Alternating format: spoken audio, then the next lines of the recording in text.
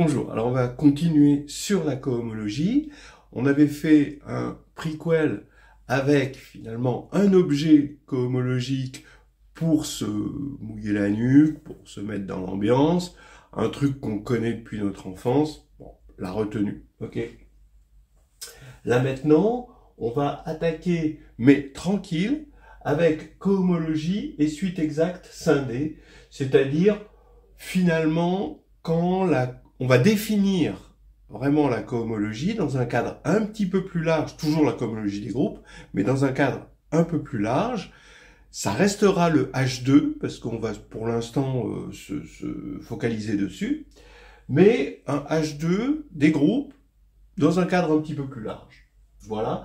Mais, bon, une fois qu'on aura défini ça, on va se donner comme objectif de caractériser ce qu'on appelle les suites exactes scindées.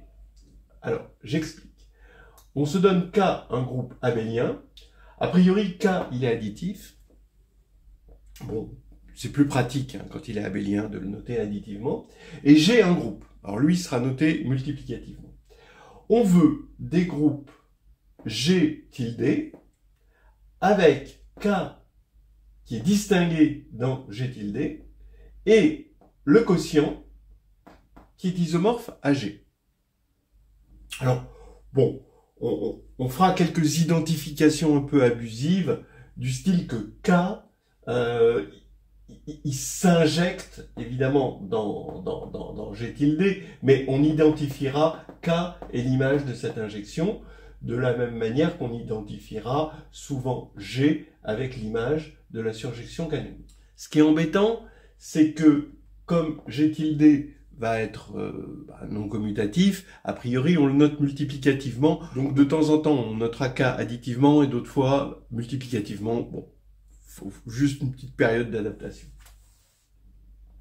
Donc ce que je veux, c'est finalement ce qu'on appelle une suite exacte, c'est-à-dire K qui s'injecte dans G tilde et qui ensuite G tilde se projette modulo K pour donner G. Donc on a une injection ici, une surjection canonique.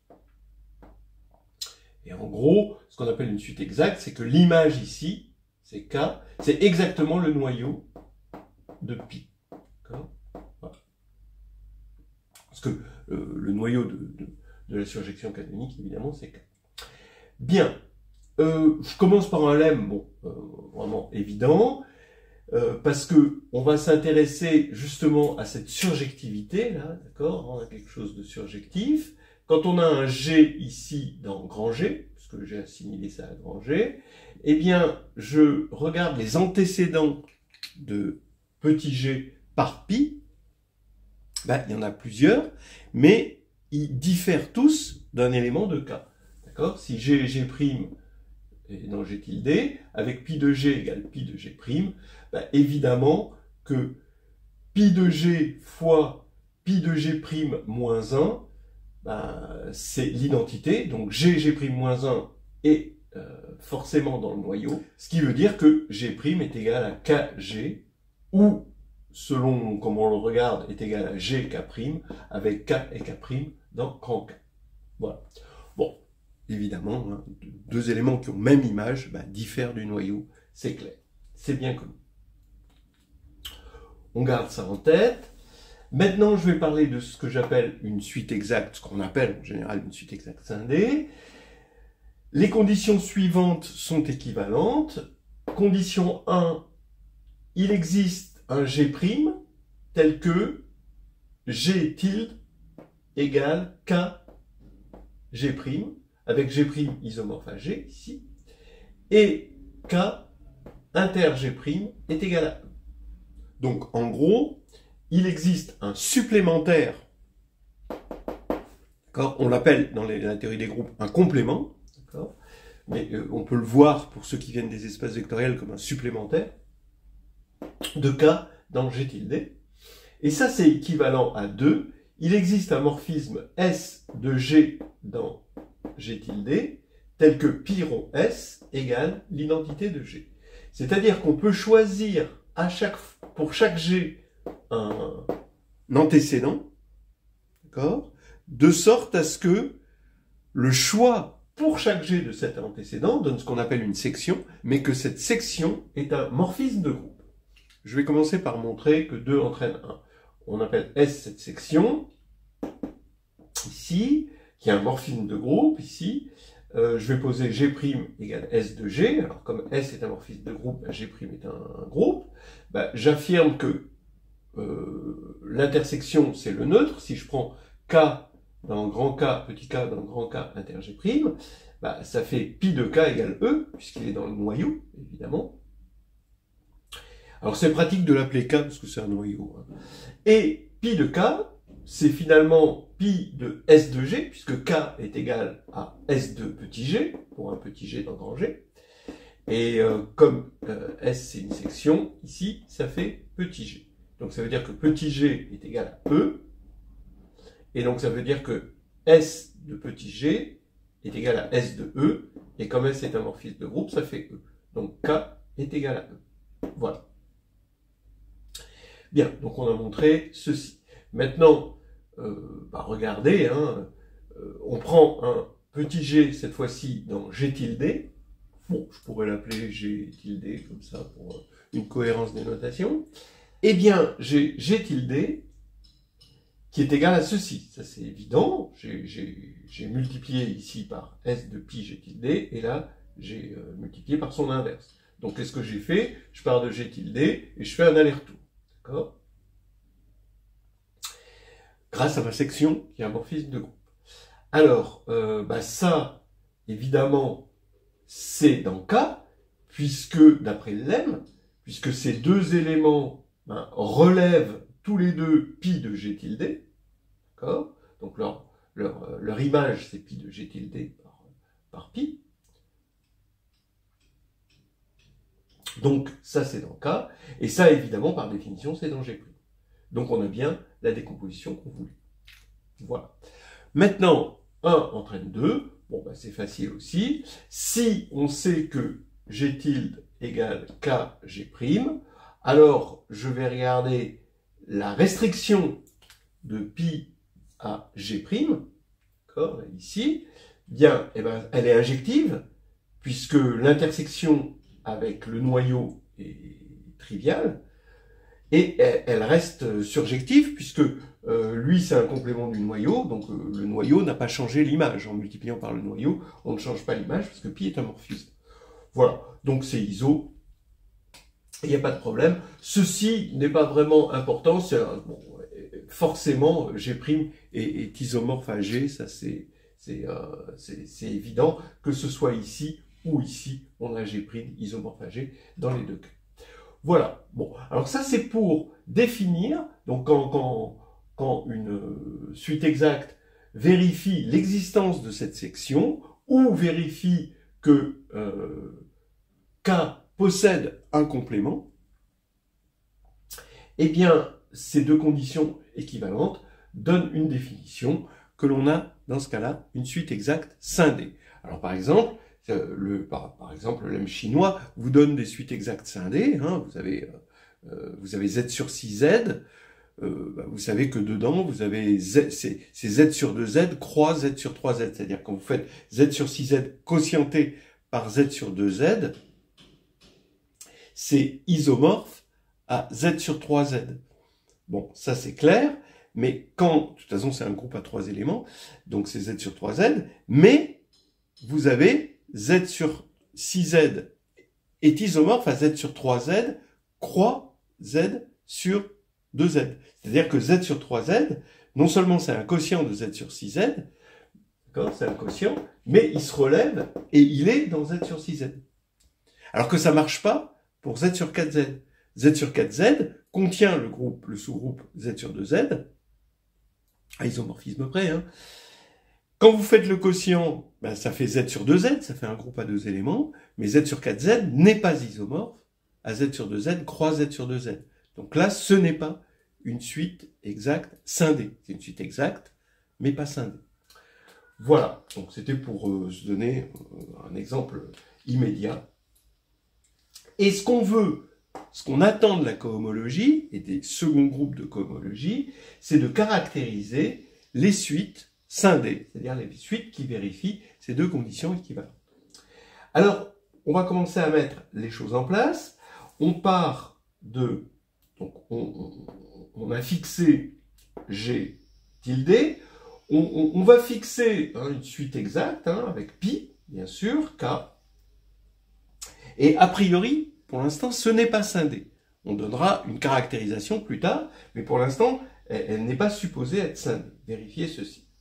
Donc maintenant, comme c'est surjectif, j'ai des sections, mais comme c'est pas scindé, il n'y a rien qui m'assure que j'ai une section qui a un morphisme de groupe. Mais on va regarder ces sections comme des applications. Donc c'est des inverses à droite, qui vont donc de G vers G tilde.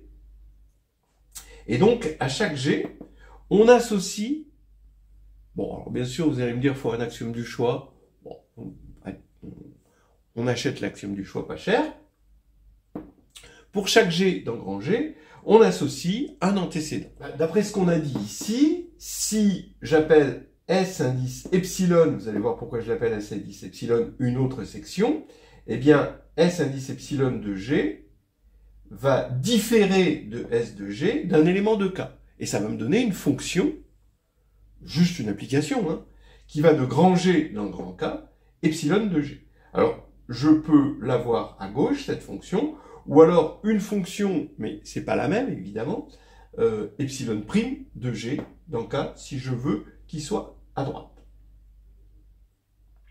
Donc, finalement, on fixe une section qui est juste une application, une section comme ça, et toutes les autres sections, parce que là, on a un choix de section, et j'ai envie de me débarrasser de ce choix de section, mais pour l'instant, toute autre section nous fournit une application qui va de grand G vers grand K, que j'appelle epsilon.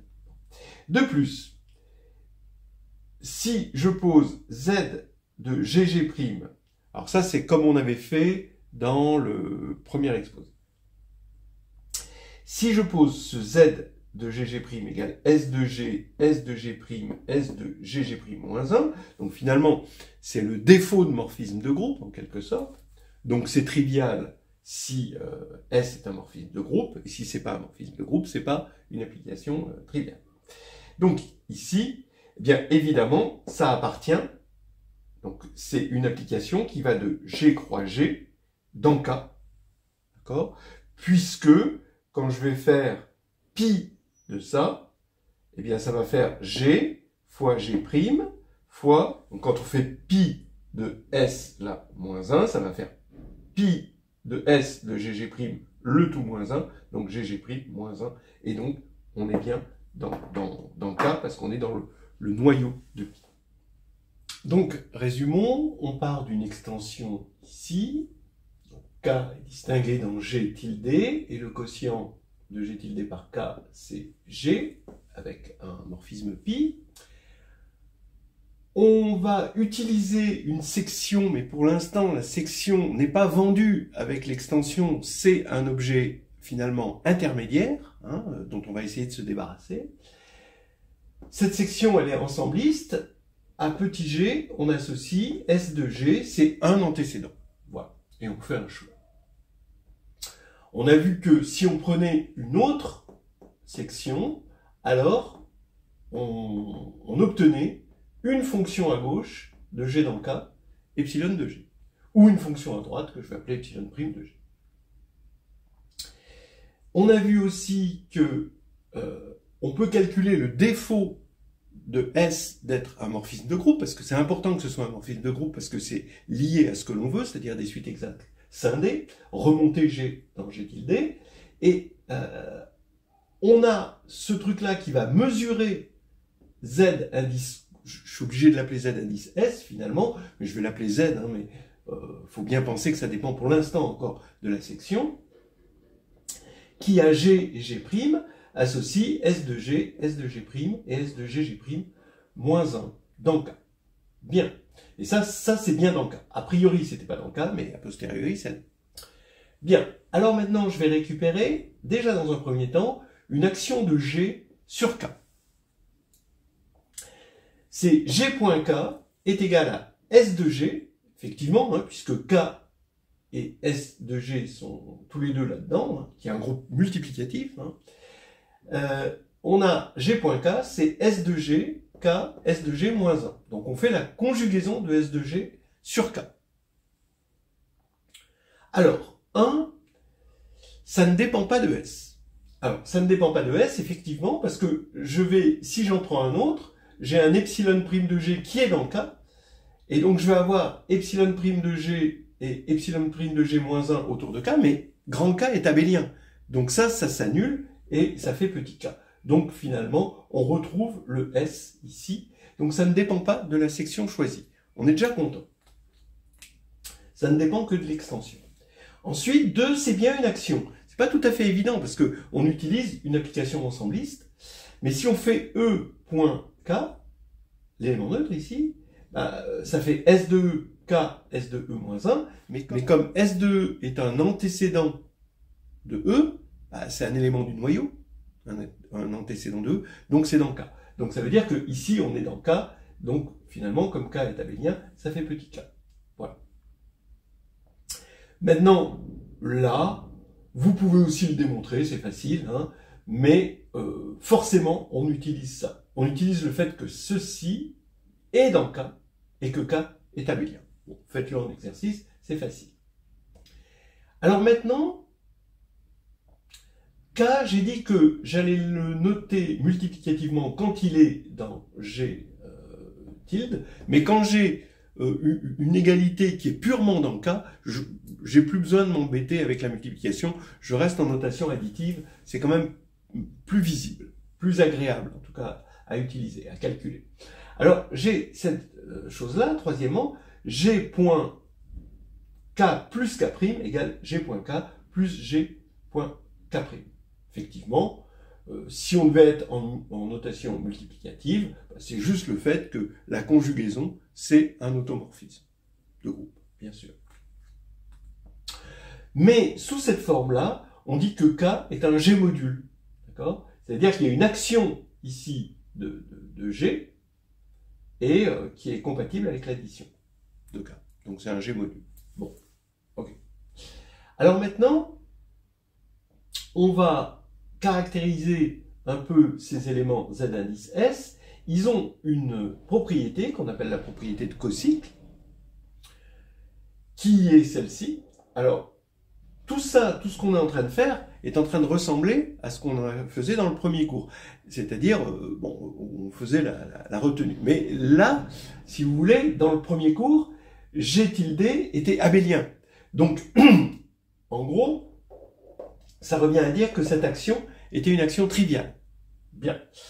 Bon, alors, si c'est une action triviale, évidemment, ici, le G point, il disparaissait. Et effectivement, hein, dans le dernier cours, on avait cette identité pour les cocycles.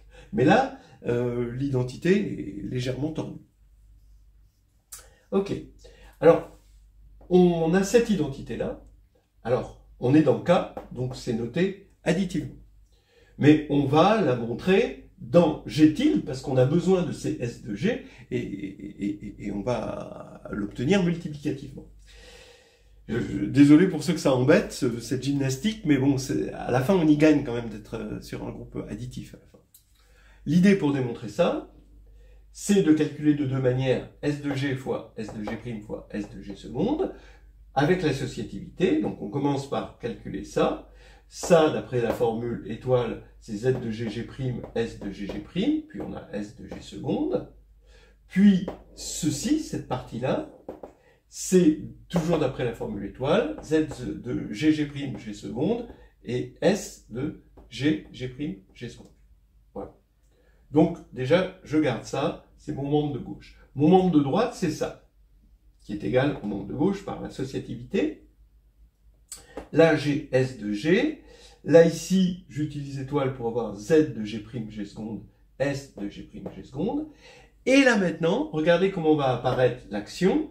C'est que je vais multiplier ici par S de G moins 1 et multiplier par S de G. Comme ça, j'ai multiplié par l'élément neutre.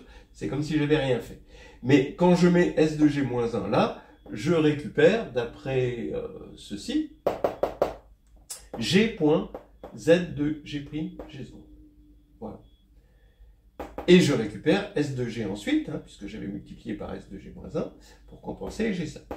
Et donc maintenant, je n'ai plus qu'à réappliquer étoile pour obtenir ça. Voilà. Donc j'ai l'égalité entre ça et ça.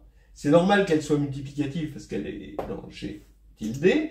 Mais maintenant, je vais simplifier à droite par ça. Et là, l'identité est purement dans K. Donc je la note additivement et ça me donne ceci, vraiment de façon évidente. Je passe lui de l'autre côté. Donc il devient moins évident. Voilà, donc j'appelle, comme dans le premier cours, Z2 de GK égale l'ensemble des fonctions de G croix G dans K, abélien, qui vérifie l'identité double étoile. Et on remarque que ça forme un sous-groupe, d'après 3 ici, hein, évidemment, parce qu'il faut que ce soit compatible avec l'addition, ça forme un sous-groupe des fonctions de G2 dans K, hein, qui est un groupe, hein, parce que K est abélien, hein, un groupe abélien. Donc ici, on a un sous-groupe d'un groupe abélien.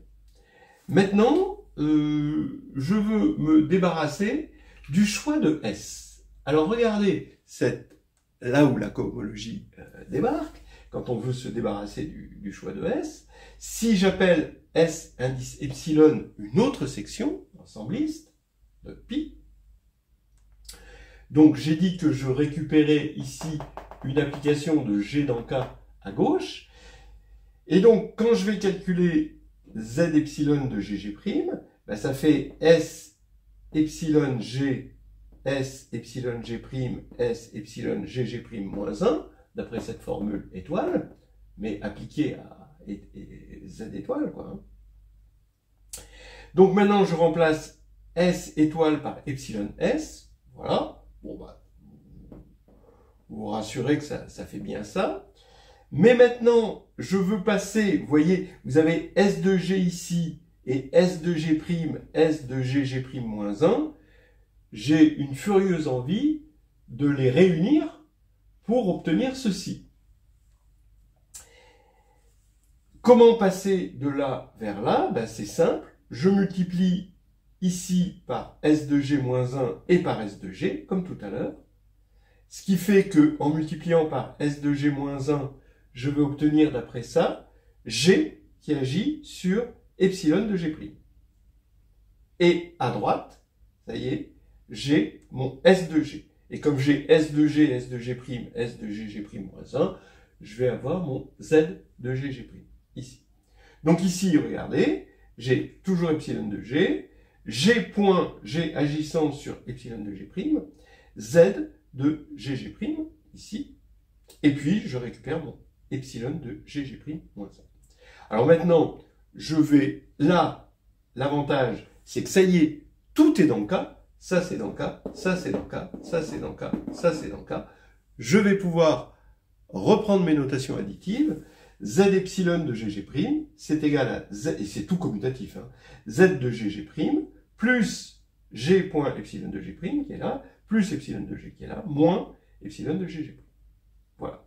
Donc en fait, ça veut dire que quand je prends une autre section, alors les deux cocycles, parce que ça s'appelle des cocycles, hein, je vous l'ai dit, diffèrent d'une fonction de cette forme-là, avec un epsilon qui va de G dans K, qui est une fonction, juste une application de G dans K.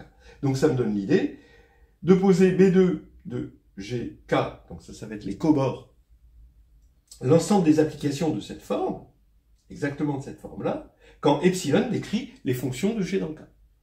Ça va me permettre d'avoir toutes les sections possibles. Et maintenant, pour me débarrasser de S, il faut que je me débarrasse de ce truc-là. Donc je vais poser H2 de GK, c'est le quotient, puisqu'on est en abélien, hein, toutes ces fonctions sont abéliennes, ça c'est abélien, c'est le quotient de Z2 de GK par B2 de GK, voilà. Comme ça je tue cette partie-là. Et comme ça, à une extension E comme celle-ci, je peux lui associer, en quelque sorte canoniquement, sans choix de section, Z bar qui est dans le H2. D'accord ? Et Z bar, lui, ne dépend plus de la section.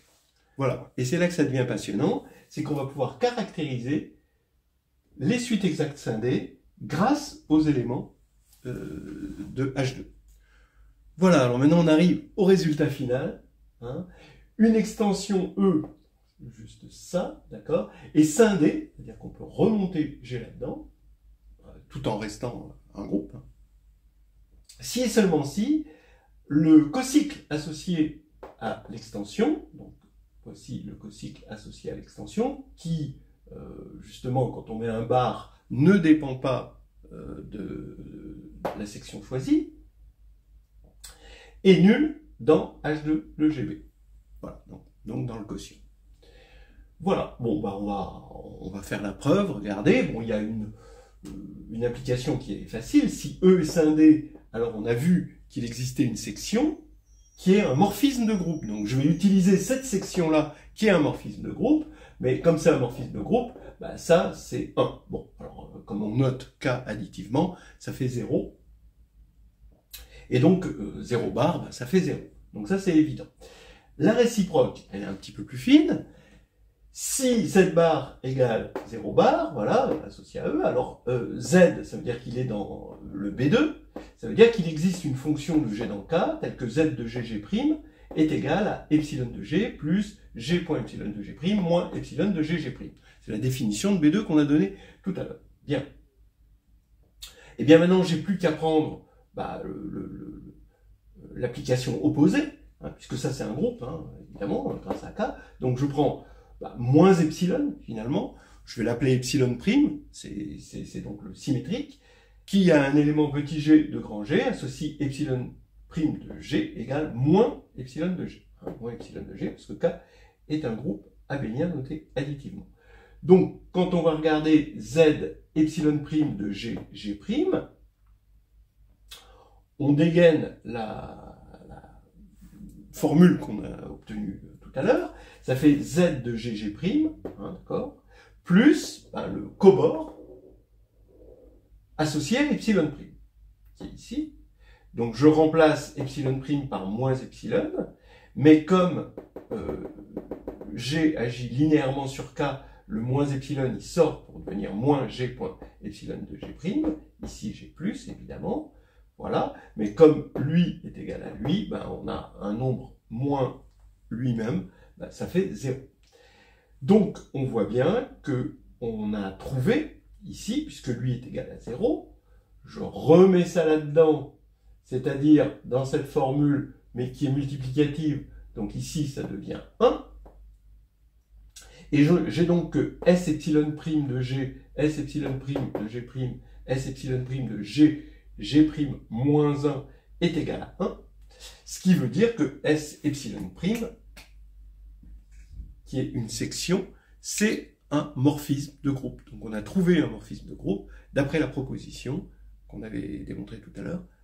Ça veut dire que E est scindé. Voilà, E est une extension scindée et on l'a caractérisé avec des groupes d'homologie. Donc il faut savoir maintenant juste faire des calculs dans ces groupes d'homologie, calculer ces groupes d'homologie, et dans un prochain temps, on va en déduire le théorème de Schur-Zassenhaus, dans le cas abélien, qui est finalement une super généralisation du lemme chinois, si on veut. Voilà.